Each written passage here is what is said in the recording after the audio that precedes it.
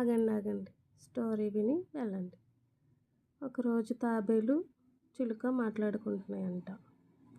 తాబేలు అందంట, నువ్వెక్కడ ఉంటావు అని అడిగిందంట. చిలుక అంది, అదిగో అక్కడ చిటారు కొమ్మన చిన్న గూడుంది చూడు, అదే నా ఇల్లు అందంట. అదా, దాంట్లో ఉంటావా? ఎండొచ్చినా వానొచ్చినా తట్టుకోలేదు, దానిలో ఎలా ఉంటావో ఏమో అన్నదంట. అయితే చిలుక అందంట, నేనేం పర్వాలేదు, బాగానే ఉంటుంది, నేను దానిలో హ్యాపీగానే ఉంటాను అని ఆనందంగా చెప్పిందంట.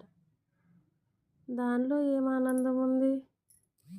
నేనైతే చూడు, ఎండొచ్చినా వానొచ్చినా మరి ఏ కష్టం వచ్చినా నా డొప్పలోనే ఉంటాను, అంత స్ట్రాంగ్గా ఉంటుంది నా డొప్ప, దేనికి ఇబ్బంది ఉండదు అని చెప్పిందంట.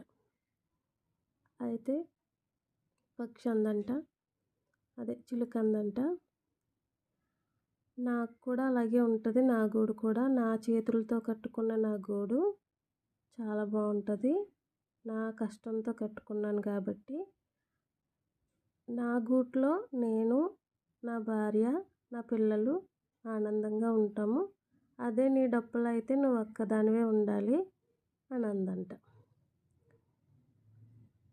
చిలుక, నా ఈ ప్రపంచం నా ఇల్లే, నాకు చాలా ఇష్టమైన ప్రదేశం అని చెప్పిందంట. అంతే కదా, మీకు అర్థమైందా?